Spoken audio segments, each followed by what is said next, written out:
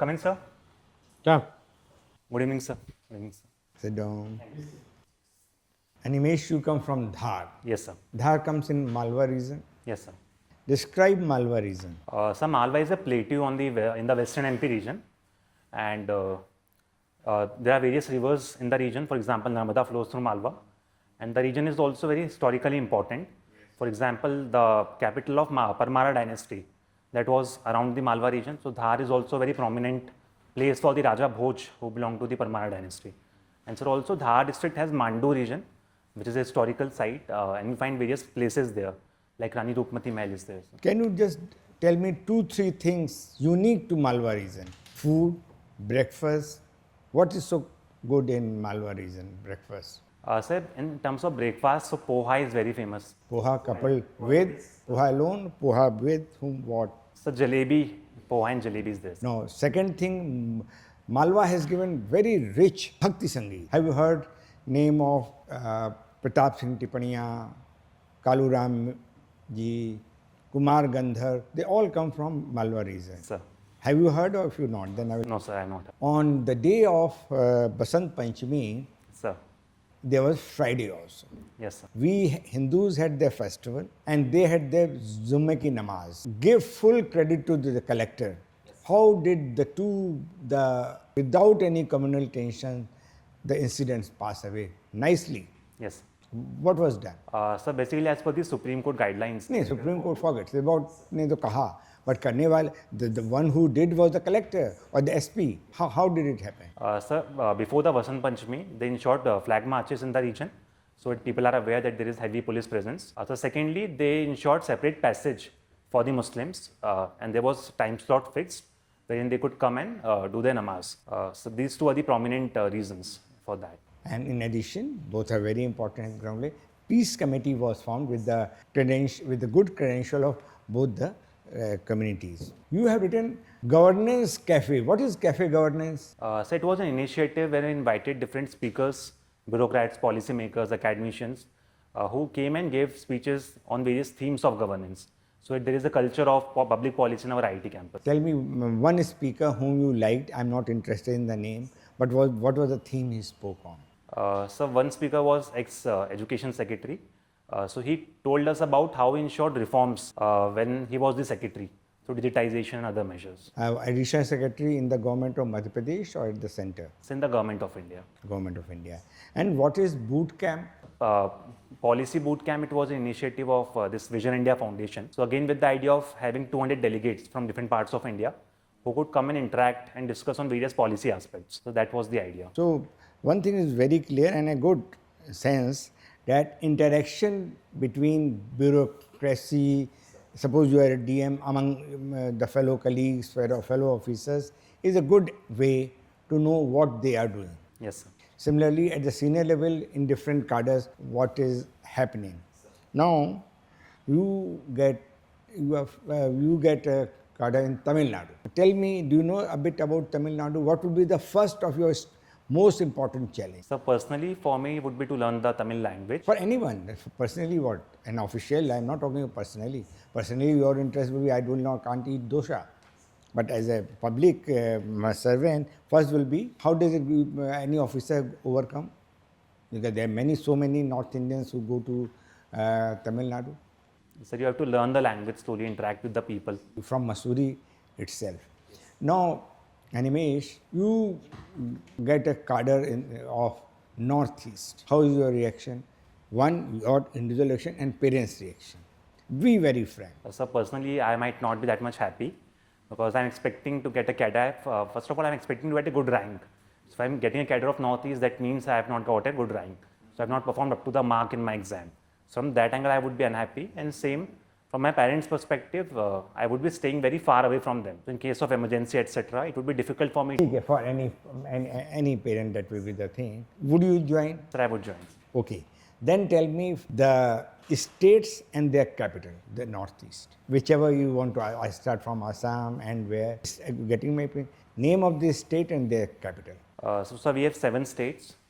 So first is, I'm exactly forgetting the name of specific capitals right now. So if I may know the name of the states. Mizoram is there. You're asking the name of capital. So I'm forgetting the names. No issue, sir. Thank you, sir. Yes. So, Animesh, you did your graduation from IIT Delhi. Yes. And you have listed the services that you like: IAS, Foreign Service number 2, Police 3. So, tell me what grounding you had in IIT Delhi, okay, in your personality, and if you are given Foreign Service, Sir. how will it help you in diplomacy? Okay, yeah. So, sir, I'm a civil engineer by my degree. So, civil engineering is all about problem solving and building the foundations. So, the most important aspect we give in civil engineering is building the foundation. So, similarly, in foreign service also, in the bilateral relationship of any nation, so the foundation has to be strong. So, I think that aspect in problem solving, if there is a structural defect in a building, so we go about identifying the problem and then solving it. Similarly, if there is an issue in the bilateral relationship, identification and then how we can step by step approach it in a scientific manner. So that would be my learning from IIT, and that is how I will apply in the foreign service. Anything else other than just as engineer, structural engineers? Anything called teamwork, interpersonal relations? Yes. Where you are going to have you have PSIR, that is political science and international relations. So have you learnt anything there with regard to interpersonal relations? So sir, I have worked there in 2-3 bodies. For example, this governance cafe and then this policy boot camp. So organizing this events imbibed in me those interpersonal skills, leadership skills, and team working. So I think that would also come in handy while heading a diplomatic mission. How do you see our performance at the diplomatic level for last 10 years? Do you see certain great things that we have done in diplomacy for the country? If you can recollect few things that we have done and we can brag about it, these are all our gains in foreign relations. Just think about, tell me. Sir, if I see strategically, then we have strengthened our relationship with Israel as well as in the Middle East region post 2014. So secondly, if I see in economic diplomacy, so all the FTAs which we have signed with Australia, UAE, as well as with the EU recently, so those things I think have helped us. And sir, also focus more on the realism instead of idealistic foreign policy. So in all these stands, in all the global issues, we are taking strategic autonomous stand and also having a realistic foreign policy. And so finally, this realism is also visible in terms of our approach towards Pakistan, that we have gotten for kinetic strikes continuously in all the conflicts, and that I think is helping us to build deterrence. We are not having good terms with our immediate neighbors, all the neighbors. What can be done? Why so? What is the fundamental thing that has gone wrong? Where have you missed it? And what you feel should be done to have the neighbors friendly first? So the reasons are different for each neighbor. So if we see in South Asia, countries like Bangladesh, Nepal, one primary reason is alleged interference of India in the domestic politics. So I think somewhere we should not have sided with one particular political party. So if we see in terms of Pakistan, so I think the reason is from their side, we did all we can to have good relationship, but their support to terrorism somehow hampered the relation. And so I think same with China. Despite India's olive branch towards China, they did this crisis on our borders. So these are all immediate neighbors known as shark nations, right? So that is where we don't see much of tangible progress or gain. Yes. At the international level also, we have been moving around, sometimes US, sometimes Russia, sometimes China, sometimes Middle East, and now EU. What's happening? What is your view on this? Is this right way? So given the churn which is going on right now, I think that is the right way, because we are seeing there is no permanent friends. We used to think 2 years back that US is our good friend, but now they are also not very friendly towards us. So I think diversifying our options and hedging with as many partners as possible, I think that is the right approach. Now there's a thing called smart power in diplomacy. Are you aware? What is smart power? Soft power, you know that. What is that? The soft power is the use of both our culture as well as our economic domain. Which country has used soft power maximum? It has influenced the whole world. So it would be USA. So through their Bollywood, through concepts like human rights, democracy, rules-based order. India also had soft power in the past, if not recent. What was that? We had influenced the world. So through non-aligned movement, Bandung Conference, the ideas of decolonization which we upheld. And Buddhist days, those days, Ashoka's period and all that. Why is that not soft power? That is also soft power. So the focus on non-violence. So Ashoka, for example, went for Dhamma Ghosh instead of Bedi Ghosh. That is also in a way. So that was soft. And what is hard power? So hard power is about strengthening military domain. For example, achieving favorable outcomes through kinetic actions. So that would be hard power. Military or money power also? So in recent times, we are seeing countries like China They are using money as a tool to increase their strategic influence. The BRI that China is using all over. What is that? BRI will be soft, hard. So I think it is a combination of both. There you are.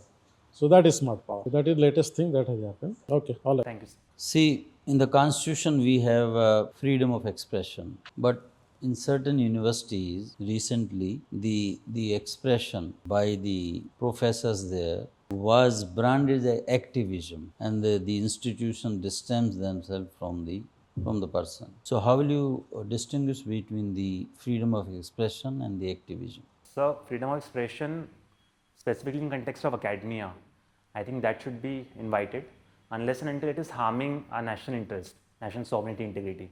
Unless some professor or some speaker is not questioning that, I think there should not be an issue and they should be allowed to speak whatever they want. For example, this recent controversy in our IIT campus only, IIT Delhi, around speech on the caste issues. So that was not allowed. So I don't feel that that was the right step, because when we are talking about multidimensional education, then barring speaking on such a vital issue such as caste, I think that is not, that goes against the spirit of the freedom of speech. Who places reasonable restriction on the freedom of speech? Who is authorized to put these restrictions? So government can do it under Article 19(2) on various grounds. What are those grounds? Sir, it is, for example, morality is there, public order, friendly relations with other states, decency, and one more I am forgetting. That is there, sir. Okay. What are rare earth minerals? How they are vital for our transition to green energy? Sir, rare earths are those minerals whose extraction is very difficult, and they're also found in limited quantities. Can you name one or two? So there is this lanthanide series which is there. There are also, I think, lithium, cobalt, zinc. These are also rare earth. And so these are vital because whichever technology if we see, EV for example, so lithium is a very important component in that. So cobalt and zinc, they're also required in various battery storage, energy storage systems. So that way it is very critical for achieving our renewable energy targets. How civil engineering is helpful in the post-earthquake rehabilitation? So basically, after earthquake, we have to build houses, bridges, whatever infrastructure has been damaged very fast. So in that sense, we could go for use of materials, local materials, which will help us in faster rollout for the rehabilitation of the affected people. So affordable housing concept can be used, use of lighter materials can be there. So in that way, civil engineering could be helpful. What is earthquake resistant structure? Sir, it is a structure which can withstand the earthquake. For example, we use dampeners, we use base isolation in the buildings. We go for retrofitting of the load-bearing walls which are there. So using all these techniques, we could adapt the building for the earthquakes. What are the minerals coming from your state, MP? Important minerals. So one would be copper. Then we had coal near the Amarkantak region. There are also diamond. So it is one of the only diamond producing state in the country. Any steel plant in your state in the public sector? So I'm not sure of it. Thank you, sir. So, Animesh, one of your interests is reading books. Yes, sir. So, tell me one book that you have read that had a lasting impact on you. So that would be a book called Nexus by Yuval Noah Harari. So that I have read recently, and what changes I am seeing around me in terms of AI. So that has influenced me a lot, sir. So, you mentioned AI and Yuval Noah Harari, right? Sir. So, he has given a term, silicon curtain. Are you aware of that term? Yes, sir. Right. So, what is a silicon curtain? So basically just like Iron Curtain during Cold War. So he says that countries are going for their own technologies, nationalist technologies. For example, China building its own social media, its own technology. So that way he says there would be less cooperation in the emerging fields like AI. But why it is specifically termed silicon curtain? So because recently we see China imposed export restrictions on the silicon based those microchips which were there, and that are instrumental in the AI field. So, in this context, world getting divided technologically in terms of technology access, in terms of this, what do you think India should do to ensure that it is on the right, or should India take any side in the first place? Sir, I feel fundamentally India should be on its own side, that we should be building our own indigenous capabilities, because today we rely, for example, we are joining Pact Silica, but despite that, I think tomorrow USA could also refuse technology to us. So in long term, I think domestic R&D and domestic capability building, that would be the right approach. So, how do you assess our domestic capability with respect to semiconductor manufacturing? What do you think that What are our strengths and what are our weaknesses? Sir, our strength would be the facilitative environment which government is creating through PLI, and also we are very good in design. So we have design linked incentive scheme. Sir, negatives, I think access to raw material. So that is becoming a challenge right now. Now there is also one more thing. So India signed the mother of all trade deals with European Union, right? Now it is being said that it would benefit both sides significantly, right?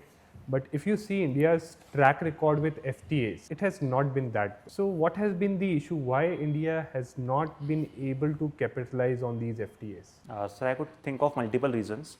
One would be poor in the domestic manufacturing base. So our goods are not competitive vis-a-vis other markets. So we could not export much and we were import dependent.